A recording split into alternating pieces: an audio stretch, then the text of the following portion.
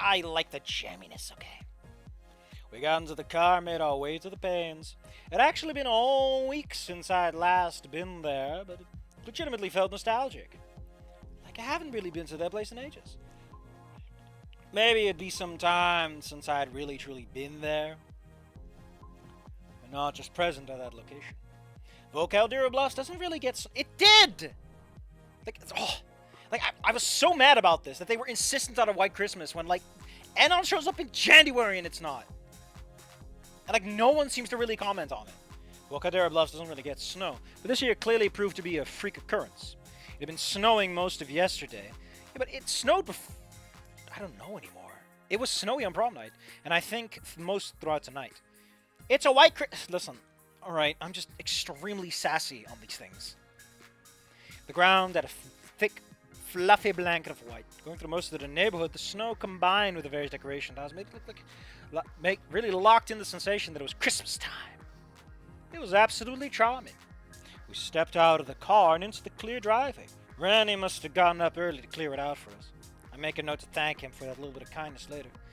Dad and I carry the boxes and bags as Mom gets to the door and thumbs the door. Fucking, who uses their thumb? Use your pointer. That's the appropriate tool for the job. Interestingly, Sophia's the one that asked. Oh, hello. You must be Mr. and Mrs. Nito. I heard a lot about you from Randy, she said, exuding that stressed but happy mom energy. Mom titters back with her own motherly greeting while me and Dad are left awkwardly standing out in the cold. He shot me a look that said, Mom, small talk, right? I couldn't help but laugh a little bit. Shortly after we were ushered inside, Sophia was directing us to Sophia was directing us to place our present parcels by their tree. After laying everything out into a surprisingly large pile of stuff, I reflexively stole a glance at Sophia's room. Door closed. My eyes flitted around the living room itself, and no Olivia. Damn, it wasn't surprising. Only been a week since everything, but still, one had hope.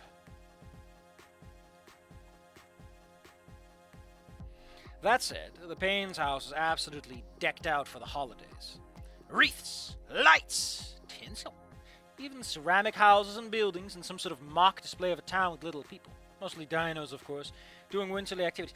Just, what is it called again? Put the nativity scene on there, man. Just have the guts for it. They have a cross in their house. They have a nativity scene. It was adorable. Of course, that paled in comparison to the tree. It reached just under the ceiling, and by smell I could tell it was a real tree. Various string lights and ornamental baubles hunt on its branches. Hunt? They're baubles. They are hunted. They are berries. They are berries because it's a fertility tree! Some were regular spherical sort. Others more meaningful, sentimental, and value. Oh, I know those ones. This place just screamed traditional Christmas. I took some mental notes down for ideas for next year.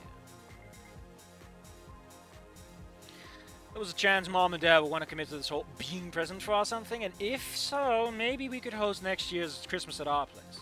If we're going to do that, we do it right.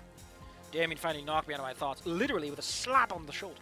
Inky dude! We're spacing out again. He's having this trademark wide smile on his face. I love how long these songs are.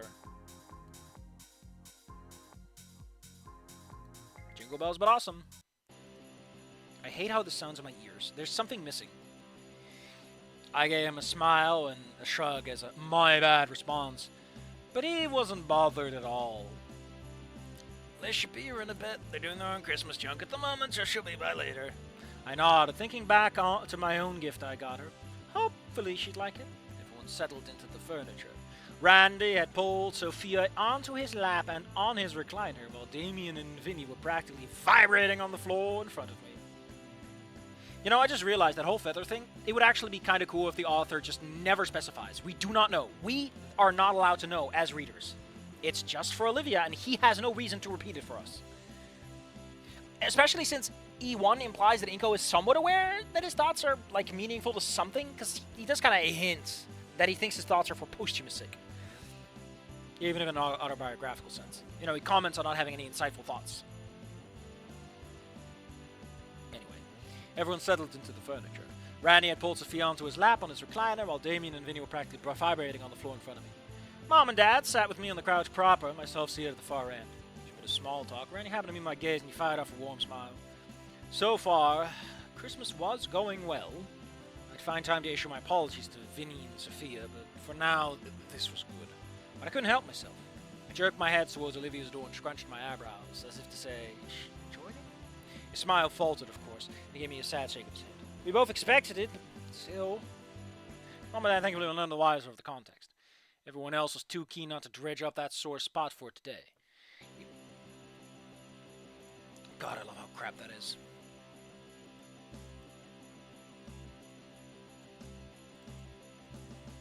There's a dino on the dance floor.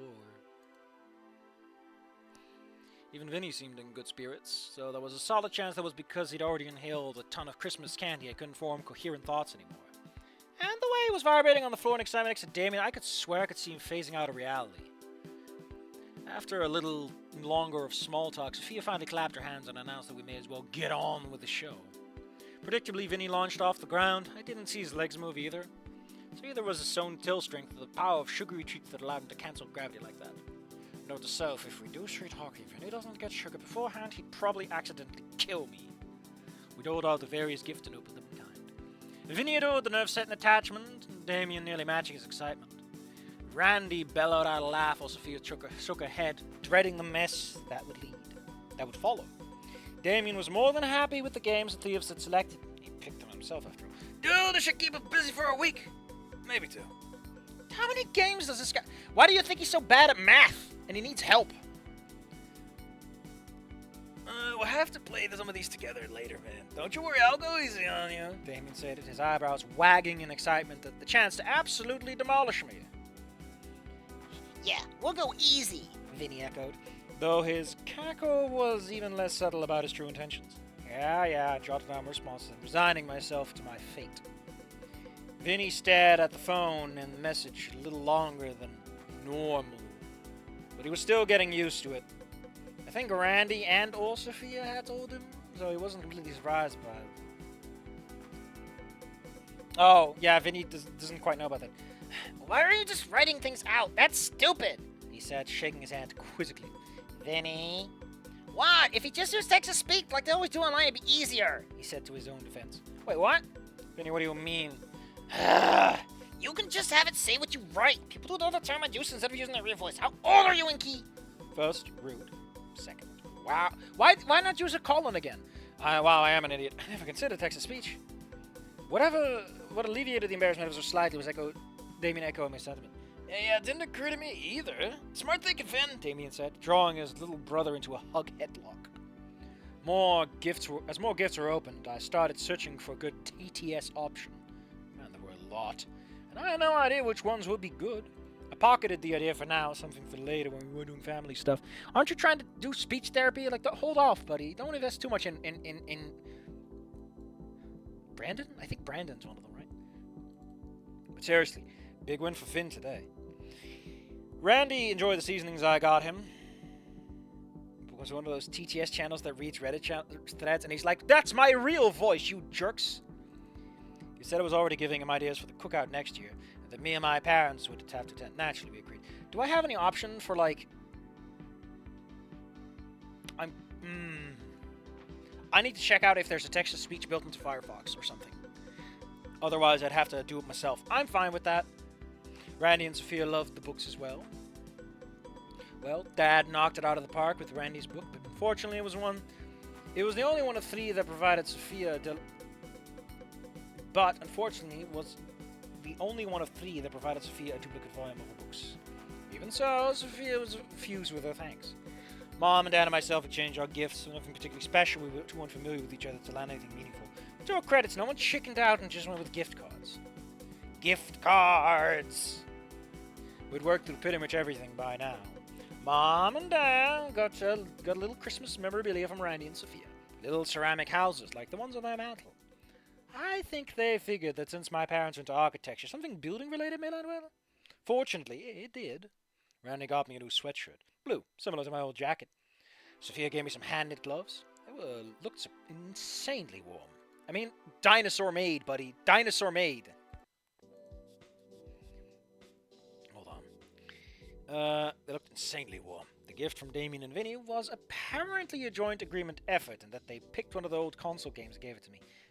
Maybe with some practice you'll put up an actual challenge, Damien joked, playfully punching me in the arm. Vinny echoed the sentiment and also punched me in the arm. Thankfully, this one was acid-free. It was a lot more than I deserved this year. I probably didn't even actually deserve cold, let alone all this, but I was undeniably happy. Damien and Vinny had managed to convince me to go out front to make snow dinos with them. The cold was still rough on me, but I was happy to oblige. Also gave me a chance to put on the gloves that Sophia had made to use. Here's a coupon for the $1 menu at McDinos. Don't spend it all at once. Oh, that is the worst possible gift. Oh, I need like a year to recover from that one. Fuck. Took me a while to really get the snoots of snow dinos to work. With the clever application of my ear itches, sorry. With the clever application of packed snow and sticks for support, I managed to figure it out. Soon enough, there was a Snow Damien, a Snow Vinny, and a Snow myself. Damien was busy trying to figure out the logistics of a snow Liz, but the night continued to be an insurmountable challenge. As I looked at the spread of the Snow family, I felt like there needed to be one more, regardless of the status of us. Olivia deserved to be represented alongside Damien and Vinny, too. Okay, I want to point this out because I just want to tell you, person who made this, no, I don't think you are allowed to do this. Because I'm pretty sure Vinny makes the Snow Olivia that is in the game. I think. I might be wrong, so don't take my word on that. Probably Damien House. Yeah, Damien House Christmas. So for Damien House Christmas, they have all of them, right? They have Inco, they have Olivia, and she has like grass on her head, and they have Damien and the dad and everything, and that's cute. I'm pretty sure it was Vinny that put him on her on the ground, but whatever.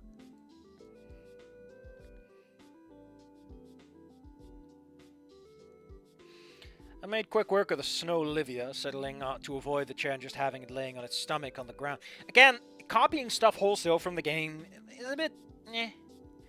With it concluded, I looked at Damien to find that he also had resolved to have Snow Liz laying down, the next snaked out into the rest of the yacht twisting. How do you have snow for that? They got a good laugh out of me and Vinny, but Damien insisted it was accurate. I imagine that Damien knows exactly how long that neck is for no good reason other than that he had a measuring tape once and just went for it. We returned indoors before the three of us froze completely. Randy passed out mugs of his homemade hot cocoa, and we settled back in for small talk and gentle Christmassy vibes. Everyone was busy talking, or in Vinny's case, crackling out one of the gifts with a retro console. Cracking out one of the gifts with a retro console and firing it up. It made me remember my shopping trip with Olivia again. Where she had been happy for that cheap retro purchase, and I denigrated it in my head.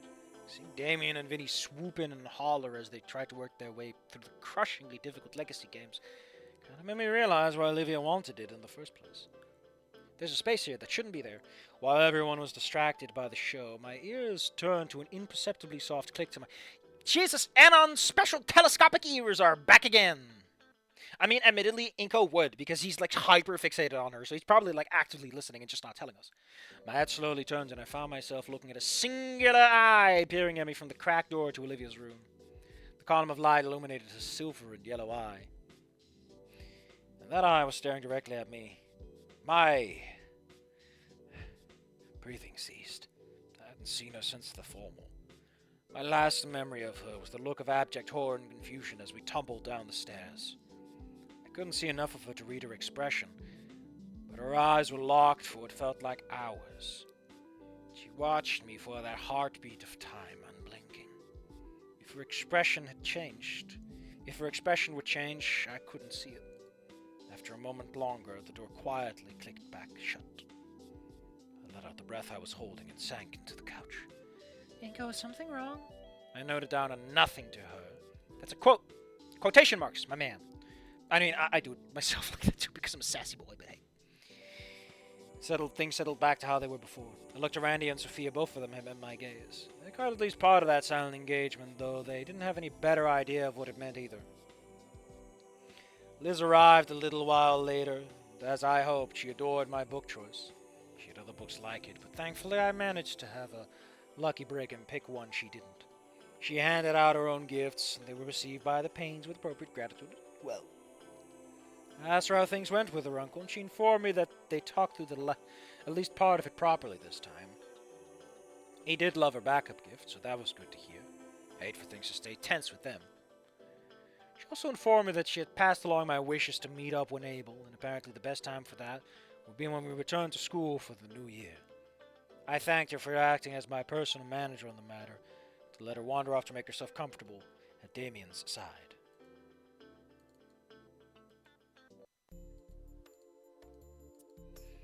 I also took the opportunity to wander to the kitchen, and at my request, my parents gave me some space so I could actually talk to Sophia. The good news is that it went well. Sophia doesn't get a scene.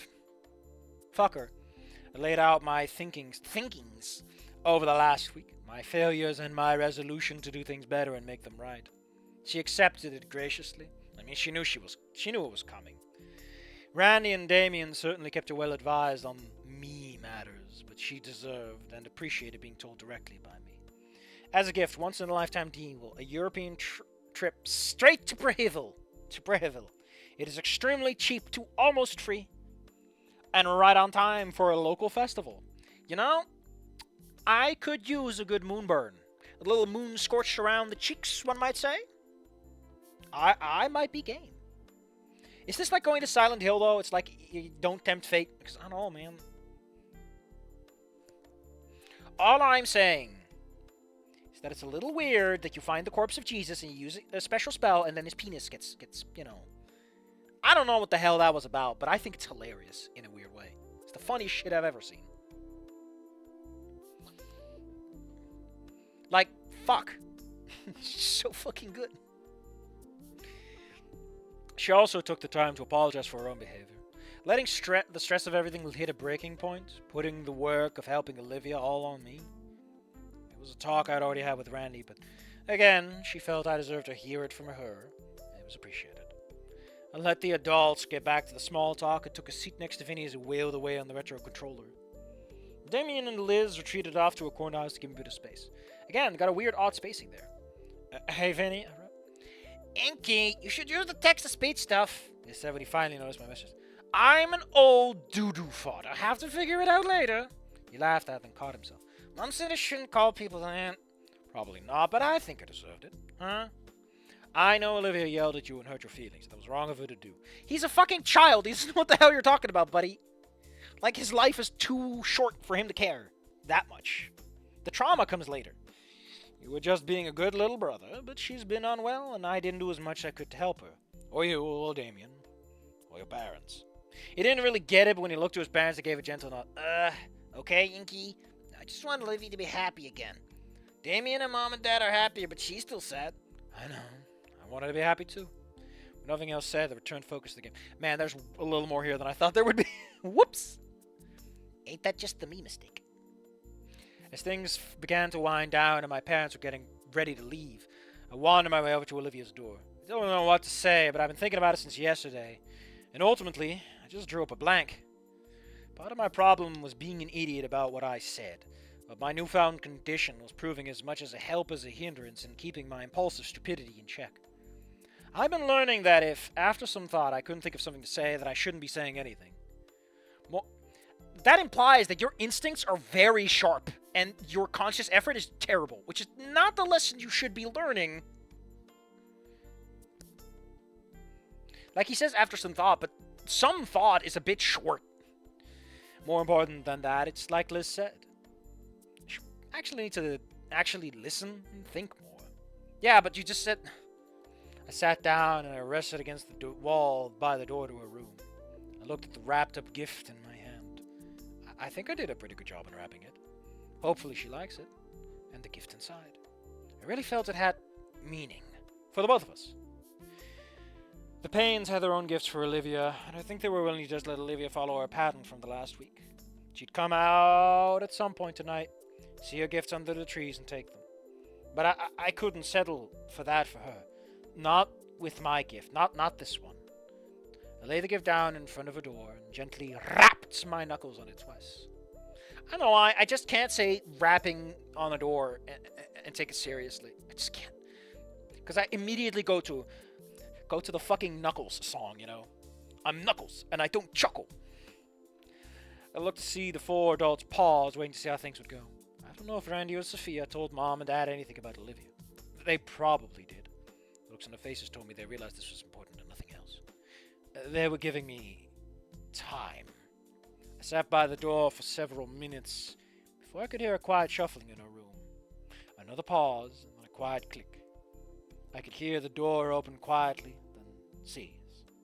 I looked at the floor where my gift was, and after another moment, Olivia's hand had silently reached out, grasped, go with grasped, and disappeared into the room. The door closed with another click. I sat there for another few moments, but after hearing nothing else, I sighed. It's probably the best I was going to get today. I lifted myself off the ground and joined my parents at the door. We said our goodbyes and headed home. Other than that slightly somber conclusion, spirits were high. Mom and Dad loved the Paynes, and I saw no indication, original meeting with Randy aside, that the Paynes had any issues with my parents, for the moment. It was entirely dependent on if Mom and Dad could keep up the whole being here thing, if it would shake out in the future. We went home, had a nice dinner Mom had prepared for us, and I retreated to my room. Hopefully, Olivia liked the gift. It wasn't intended to repair anything or fix our relationship. Whatever that happened or not was for later. What was important right now was to get Olivia feeling like Olivia again. Like she did when we started dating. Or even before then. She was brighter, tons of motivation. She loved to draw and paint.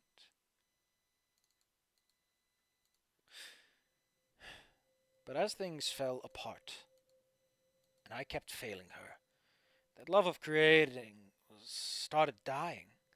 By the time of the formal, it was looking like she was going to abandon art entirely. So for now, step one in my siege of Fort Olivia was getting that fire back in her.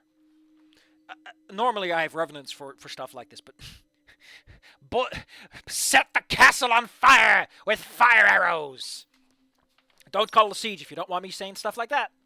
I thought back to my gift. It was a little cheesy. Absolutely sentimental. But it had meaning.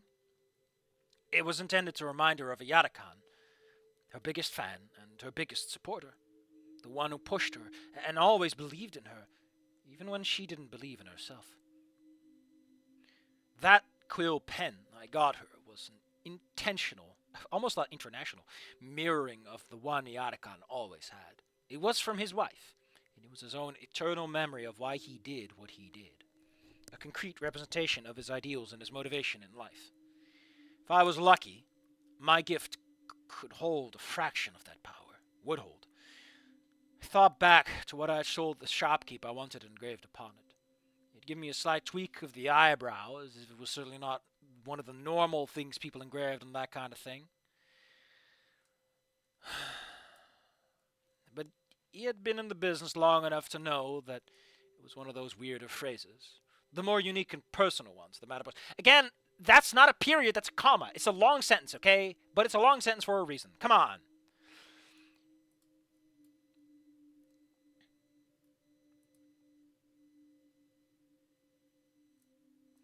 If you could leave right now and do anything you wanted, what would you want to do? Some of the last words he said to the two of us before he died. An echoing of a question he had asked us sometime in the past. She had said, I want to go see a fountain and paint it for you. That moment, I couldn't care less if Olivia never wanted to see me again. I wanted her to go see that fountain and paint it. My phone pinged, pulling me out of my thoughts, and I had a new message. I tabbed over to the messaging app and jumped to see it was a reply from Olivia. First I had gotten in a long... It's been a week! Thank you. Thank you. Literally, it's been a fucking week, man. Come on. I know that emotionally it's been a long time, but come on! That being said, I personally would have gone with it takes a little while. Like, he gets this the next day. I think it's a little too soon to just drop this the same day.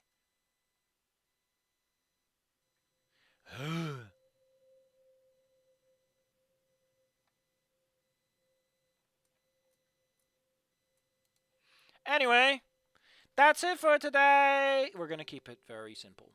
Are we doing chapter 5 tomorrow? I don't know, but I know that I'm a little bit just annoyed and done Dunyan rings. I'm extremely Dunyan rings, and I want some of my listen, there are a couple of big things that I need to do right now, okay? I need to replay those games and get that out of my fucking way. And for that, there better not be an asshole this weekend who thinks they're entitled to my fucking time again.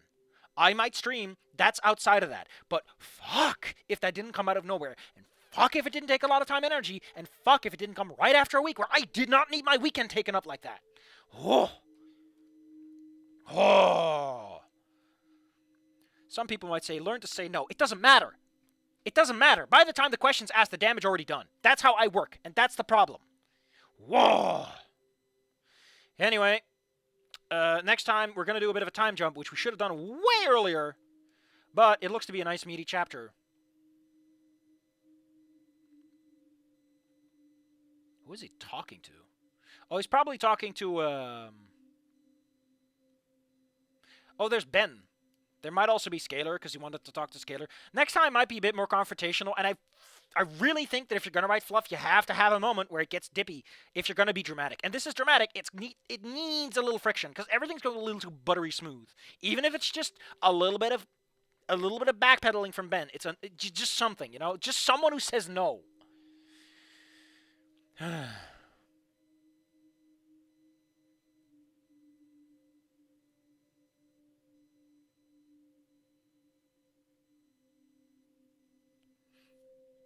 Anyway, see you guys later. Thank you for coming. Blah, blah, blah, blah, blah, blah, blah, blah.